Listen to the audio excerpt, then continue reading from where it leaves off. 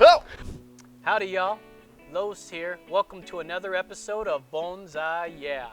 We're here at Hawk Eye Bonsai headquarters with none other than our man, Brandon Baldauf. He invited us to come on down to check out his garden, and it is quite the impressive garden. So let's take a little bit of time and get to know our friend, Brandon Baldauf. Check it out.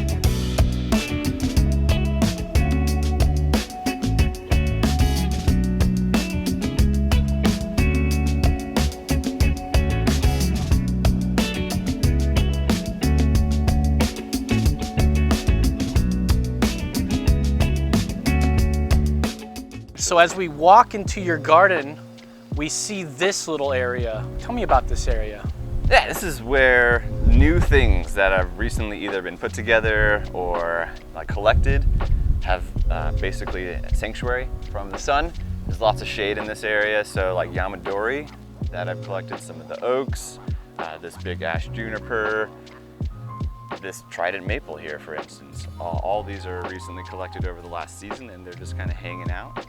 Then beyond that, you have junipers that have been repot within the last month. So they are gradually moving out of the shade into full sunlight as I see growth on them.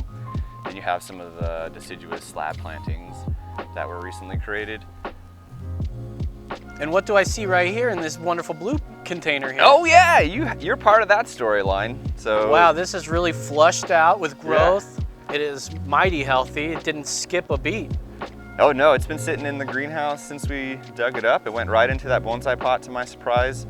And yeah, just kind of slow on the wake up relative to all the other things. You can see weakness up towards the apexes, which is kind of surprising. But with the lower growth being strong on this Cedar Elm, we're real happy.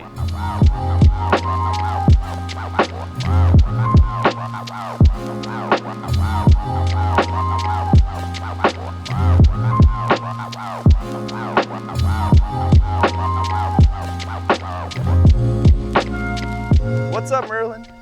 So we have a garden kitty. Yeah. Making sure the squirrels stay away. Yeah, that's Merlin.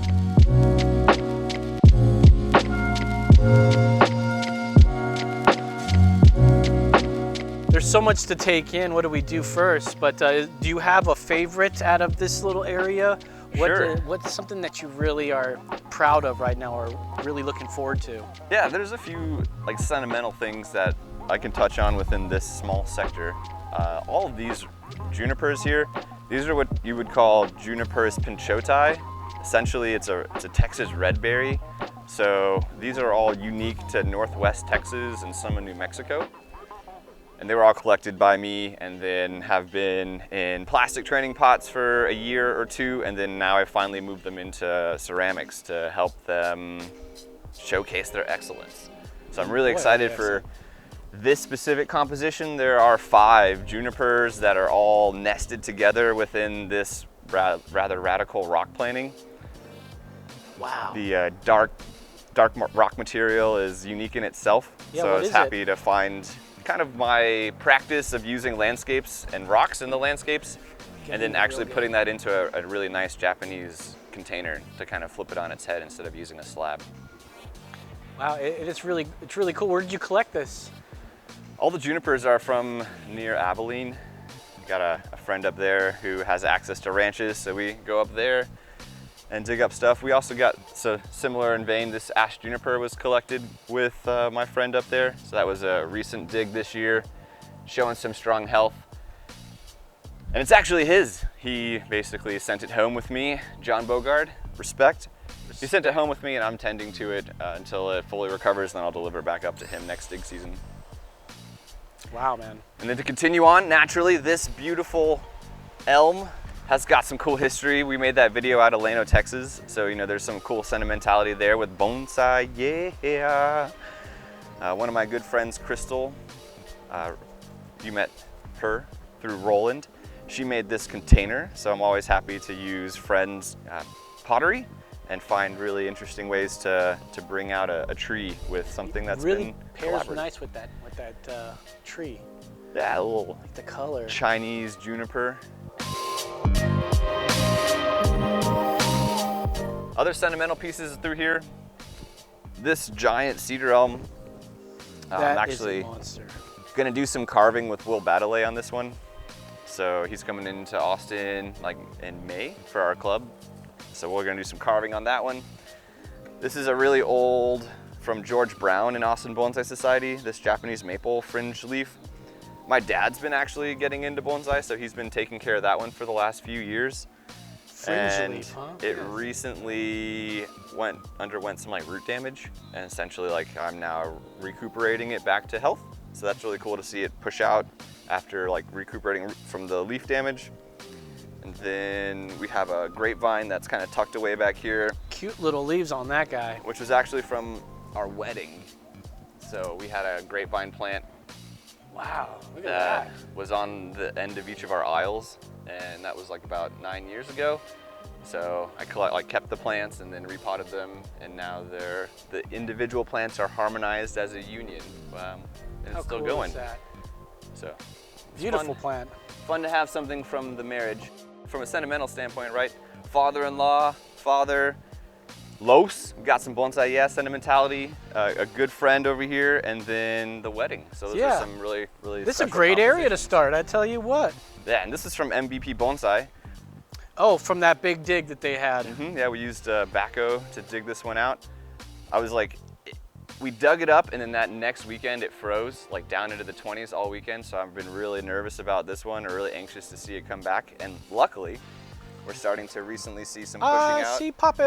Like here, so we got some good, just like strong leaf tips that are starting to bust up. That's a good sign. So very excited about these. Now, where did you get a big old container like this? Did you go and buy a kiddie pool? You told the kiddies, sorry, we're gonna have to buy you a new pool this year. No, I used the sandbox for the big elm already. So no, we were out in Hutto, and they had done some recent landscaping with big trees that were getting planted in, like on a road median. My family was like, why do you want those giant pots? You'll never use them. And I was like, challenge accepted, family. And they thought I was wild to take 2 giant pots and put them in my car. But lo and behold, one's here, and then one has a persimmons from last year. So I'm they're sure still they're very doing good. supportive of like the whole backyard being turned to your business there. Oh yeah, we're having fun with it. The kids like to play it, as you can see. The Thomas the Hat here, just rocking on this guy, making him feel like he's part of the family. Doesn't seem to mind. Maybe that energy is what helped him push through that little tribulation that they had. Great. Well, let's walk this way into this back quadrant here. Sure. Wow, I mean, the first thing that pops out is this in the nice little sandbox here. That's cool. That's one way to use a bonsai, make a bonsai container. You know, you work with what you got handy. Yeah, I dug this up solo this year. It was a lot of fun. Really? Out of Burton. So we were doing some scouting. Roland and Ian and myself were out there and saw this one, and my head just exploded with like excitement. I was like, woohoo! And then had to go back that same season to get it out. You're just dreaming about this one. I can literally tell. Look couldn't- at this thing, because somebody was working on this thing. It almost looks like it. But that's wonderful. And that's just another cedar elm. That's magnificent. Wow. As you can see, I'm an elm guy, all right? Clearly, cedar elms. That So is then- the theme of this place, man. Tons of them, and they're on all sorts of different stages and development. It's really cool to see a bunch of stuff like this. Yeah, this is one of my older cedar elms. Probably like my first Yamadori, if you will. I'll bring it around. So nothing too crazy, but really happy with just the overall development of it. It had like a big cut here and a big cut here, and it's just kind of continued to twig out and develop, put it into smaller and smaller containers. I like this fine ramification going on there. It takes a lot of time for that to set. Just a testament to the process, as it pushes out its new spurs, you just cut it back to the first leaf and just let it sit. And do it again the next year and the next year, and then it starts to fill out. And the cuts start to heal over, slow and steady, so. When did you fall in love with this species? Because, I mean, obviously you love it so much. You're doing stuff with it. Oh yeah, I would say, it's pretty unique to Texas at large. So whenever I realized the abundance of it within some of my friends' ranches and like some of the cool characters there, I was like, let's really like dive into what the cedar elm offers and what it looks like, and see what we can get. be the pioneers of the cedar bonsai out here, Cedar Elm bonsai. Oh man, I'm like a humble practitioner. There's definitely they've been going at it for a while. Who are deeper, or like I guess longer practitioners of the Cedar Elm. But I got some really nice ones that I'm very proud of. Very excited to have in my care, like this one specifically. This crazy looking one here. Yeah. Wow. I mean, definitely was like soil line or something there at one point, maybe. Yeah, the soil line actually was from here to here, like you're saying. Wow. So it had 1, 2, 3, 4, 5 points where it touched the soil, and then everything else was like arching out of the container. It was growing on a hillside, and it kind of just bit me. It's like, oh, what's this little stump? It had all this movement to it, and we dug it out, and it's like pretty wild. So then I watered it for a few years, just to kind of like understand and envision what it could do. Yeah. And then one day I just had all the materials around, had this like lace rock, had the slab, just like felt like it needed to all get assimilated. Lo and behold, it just came together like this. Very awesome. It's a lot of fun. This is one of my favorite It's slabs. got, I mean, the beautiful movement in it, and it's like these, I don't know, man, there's something about this that I like. The cleanness, there's not like a bunch of ramified roots coming out from it. I mean, it's all hidden underneath it, I'm sure. Cool composition. Is this where you think the front would be? I think so.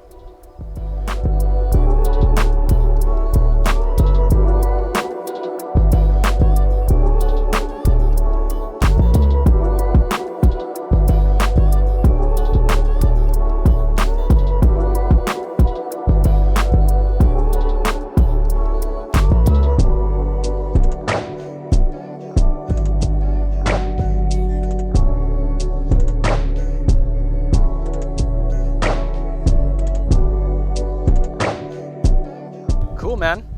So what about this area? What would you kind of classify the area we're in now? I obviously see a lot of starters and everything going on here. Yeah, this is basically the new grounds. So you have stuff that is either a root cutting, or like I have an abundance of hackberry and elms that just pop up, and oaks as well. So I'll just take those and put them back into containers and just throw them in this corner and keep watering them. Then they turn into like cool, maybe pieces of a forest, or the root cuttings or air layers will take off. I think it's kind of fun because, like as an example, this is like I was repotting a tree and cut off a roof for Cedar Elm. And now we have a pretty like large base that would have just been thrown out. Yeah. Now we can maybe play with this and do something with it, or do a little carving on it, and make a tiny little shohin. That is so cool. I really love that kind of thing with cutting off the roots. So, I mean, I keep getting bonsai out of the deal when we do that. Yeah, a couple more, same story. These were just like cuttings of roots that I just threw into this container. Now we have 2 more tiny shohin in 10 years. That is so cool, yeah. I mean, I love this, just kind of put them in here and forget about them, Exactly. sort of thing. Yeah, let them run. We got the kids' garden here. Oh. So Camden, my 9-year-old, she's got a few things. It used to be a flower garden, but ever since she got into bonsai, we've been playing around with the bonsai garden. Yeah, so she's got a few of her own trees she's caring for. Yeah, she goes to Bjorn's like workshops with me every year. So she took that trident maple that we got from Jim Doyle out at Nature's Way in Pennsylvania in 2019. We took that out there and styled it up, and it came out nicely. And then she's got like a little root over rock, Cedar Elm coming in, big old. It's so funny where like these are like weeds. You know what I mean? This Hackberries out of the way. These are like massive trees in the backyard, and they're like everywhere. They're so prolific in their growing habit. And look, they're everywhere. You got Yamadori all over the place. All over. It's just really cool, man. Then you just have more like, beginner level sort of, stuff that needs a lot of work and attention through this general area. But I would like to draw your attention to this bald cypress forest. So cool. Nice big container. Yeah, this one got a repot. It's even got a weird tag on it. So what's that tag about? Does it come from somewhere? It tells me it's a bald cypress. Okay. Yes. just in case. From 2012. So this was a piece of material that I actually picked up from someone else's garden. John Ritchie out in San Antonio. He lives off of the Guadalupe River. So it's repotted in 2017 and 2020. So a lot of the local Is that what it bonsai says on there? practitioners. Oh yeah, so you're just sort of getting some history put on that little tag. So I need to write 22 on there to keep up. Because you with just the- recently repotted this? Exactly. Yeah, I switched it out and put in, it was in like a APL, and then I put it into full Akadama. And I definitely added a few more of these little rocks to help with being by the riverside vibe that it's pulling off here. Old cypress has to be gotta be one of my favorite species ever. Yeah, I'm real happy with this one.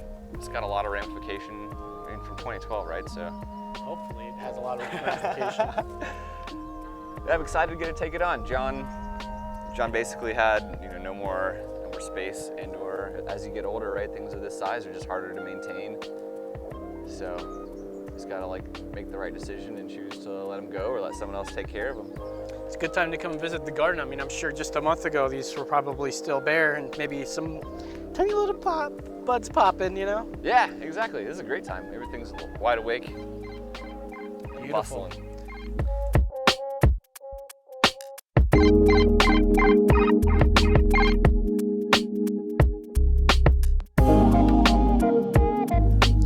Propagation station. Propagation station, of course. Yeah, so you've got a bunch of cut-ins of some Kishu. Kishu. Yeah, Kishu, Shimpaku. Yeah, you're Kishu exactly Shimpaku. right. I was looking, okay. They have a Toyogawa and Kishu, and there's one other type of Shimpaku variation. So from the time it was cut to now, what do you think we were looking at in time?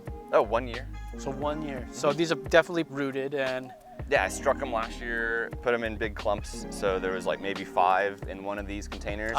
And then over the course of the winter, or the fall, they all rooted, and then now in the springtime, I basically just separated them out to have their own individual pots. And now they'll just bump. This one's looking real strong. Yeah, this looks great.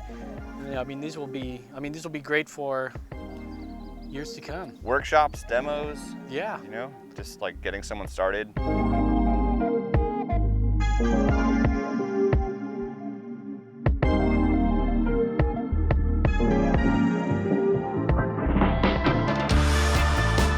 Cool.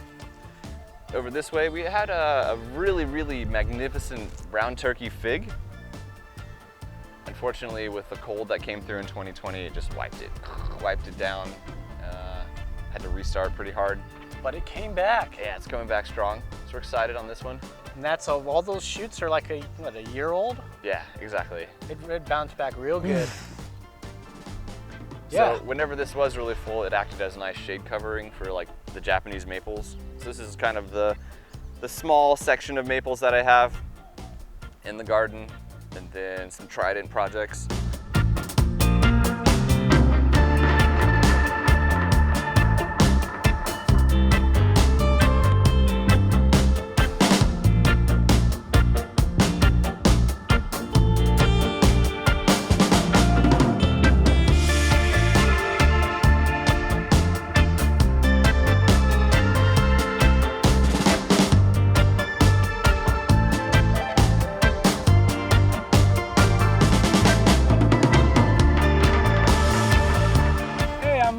In here. Right.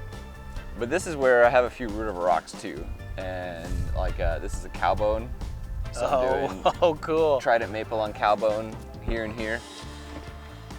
And then this is a trident maple root over rock from last year. So, you got to start root over rock projects, and you just got to start them early and start a bunch of them and then forget about them. Cool, man. And yeah. So this is your root over rock area. I like the sheer amount of things you got going on here. And what I was really wanting to know is how this gets started. You're a humble beginner at bonsai. What gets you to the point where you're collecting these giant Yamadoris and all this? This one was stuff? the big cash drop, not gonna lie. Yeah? Yeah. This yew? What is that? It is a yew, it's a Japanese yew. It's from the Pacific Bonsai Museum, PBM, up there in Federal Way. So they had a sale of things that they needed to get, make space for. and I was like, let's get it. I love PBM. So basically, It is massive. snag this yew at a fair price. I think it's ready for a repot. I'm seeing like little buds on there. All over. So I've been trying to keep my eyes peeled to listen to the signs to understand when it's, hey cat, what's up? This is the other cat, Valkyrie. I got Valkyrie and Merlin. Oh yeah, yeah. But how did we get started, right? How do you get started? How do you get started? I mean, I think a lot of us want to know how this got started. You've been in this place as long as, well, not as long as you've been doing bonsai, right? Just about. Okay. Yeah, maybe I had like a 2-year head start on doing bonsai before I moved into this house. So it was really, like for me, just all about, once I found bonsai, past that initial like curiosity and like finding the love, it really turned into just like the Yamadori is really where it's at for me. Like I love going out into the wild and like digging up trees. It's so cool. Like all of these cedar elms here, these are all Yamadori from Llano this year. There's a couple oaks mixed in here and some of them haven't quite woken up yet. But that's how it got started for me, was like collecting trees, and that first one I showed you in the white container, like that was just the beginning of it. And then you get more trees and more Yamadori, and then you're like, well, what do I do? And you just start adding new sections and new sectors of the garden. Then the first year's Yamadori like gets potted up, and now you're like, oh, I have something that separates them. This one's in a beautiful container, so then you put that over there on a bench, and then you have stuff that's like less presented over here. And so when you where was the first like real area that you were presenting bonsai in, where you were working? Yeah, over there against that fence line. So I just like. Let's work our way I'll over show there you. and let's talk about that little area. I will show and you. how much it's changed or not changed throughout time. But yeah, the first thing I did in the garden was essentially install these monkey poles. So these are like Monkey poles. Oh. Okay. Yeah, concrete into the ground, just like super simple pole, just for nice display. Kind of elevates the tree up. It's like I was saying, had some Yamadori in an area, and then like made a bonsai, and I was like, well, I want to treat this bonsai right. So then I like made this monkey pole. I have the children's footprint in the concrete down there, Cool. sort of style right, and then that was there, and then I had this bench that was like going across the middle, and then I had the other monkey pole. That was it. It was like, woo! Two That monkey was your poles and a little area. bench. So and I was- so this bench right here in between the two monkey poles was the original. setup. Wow. Exactly. And did you make this bench as well? Yeah, I sure That is did. a killer bench. From free material. Those like H posts on the sides were just like random throwaways, and then scavenged the long pieces, and then the only thing I bought was these like little 1x1 pegs and the screws to put it all together. So that's kind of where it started. 2 benches and a 2 monkey posts and a bench that ran through the I like these connecting monkey elbow. posts. We may have to like make one of them for an episode. Oh, for sure. They're super clean. And Yeah. then after that, Great way to display a bonsai.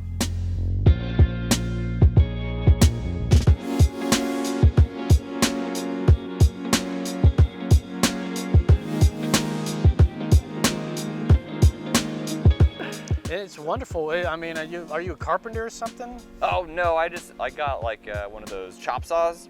That's served me very well. Very well to build all this stuff with a chop saw. So you build this little area that gets you started. At some point, you're collecting so much. You are, first of all, what comes to mind for me is like your soil. Like when you have Yamadori, you got to have a hell of a lot of soil. Oh yeah. Where's your soil? Do you have a big old thing of soil somewhere? Towards the entrance, there's like multiple containers of just pumice and like reused bonsai soil. And then I guess from an expansion standpoint, I started using pallets because people throw pallets away. So I like naturally, with this area framed out, started putting pallets along the back fence line and ran pallets all through there. So I did the typical thing of like circumferencing your fence line with pallets. Yeah. And then once those got maxed with more Yamadori, we had a really big like boxwood season one year where I'm just like, what do I do with all these big boxwoods? You just buy more soil, you get like, big pieces of pumice, little pieces of pumice, expanded shale, pine bark.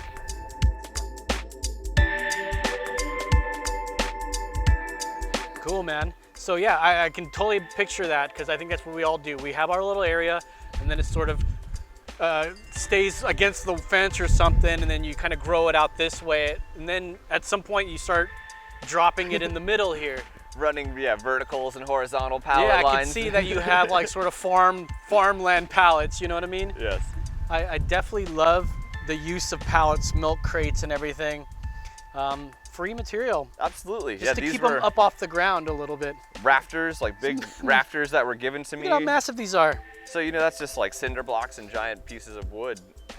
But And nice display it made. yeah, exactly, in the middle. How can you hate that? Here's a thrown away, you know, bench. Like this is like one of those outdoor tables that people like threw out and Had the like fire, the little fake fire pit in the middle. Yeah, Yeah. exactly, with the glass sort of Yes, dummy stuff. Yes. Throw a piece of plywood on it and bam, you have a stand. So that's how I rock around here. I mean, these are crates with old old pallets on them, or I guess like boxes.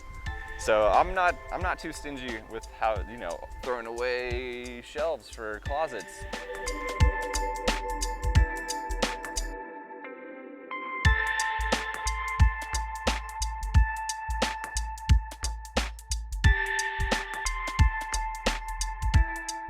This is a Persimmons that I collected. Persimmons. I love that. Yeah, it's ready. This one's got flowers popping in. I have not seen this one flower, but look at all those flowers. This is so dope. Like, do you see all those things? Get in on that. There is so many flowers on this. So those all turn into actual black fruits. Persimmons. Persimmons fruits. But this one's, yeah, really happy. I was gonna repot it. Sometimes you just gotta let it ride.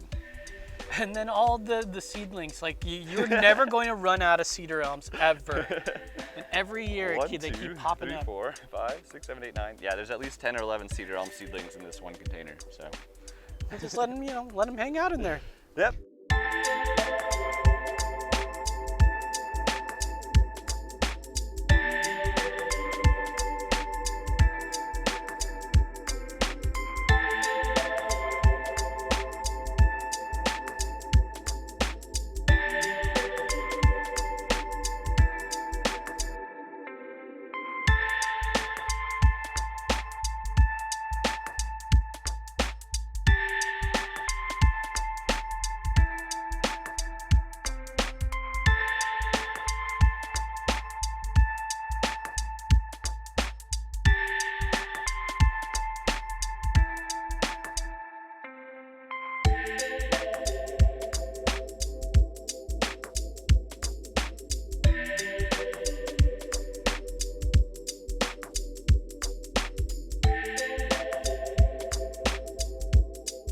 When did you decide that you want to go into the nurseryman world? Was it like from the very beginning, or did it like you saw a demand that you need to fill? Both. Yeah. Both. Yeah. For me, it was just like, this is what I want to do. It's just like I knew I wanted to practice bonsai, and then like, what's the best way to practice bonsai? Is like if you have to do that for your livelihood, because then you're basically like required to do it. So I'm like, let's go. Dig a hole, no problem. You know, collect rocks and put them in a basket, no problem. Happy to do all the back-breaking work, lifting heavy stuff. So cool, man. All right, let's keep moving. Let's keep moving. So we got a little olive island over here. Yeah, you got it. Some hot-looking olives all through here.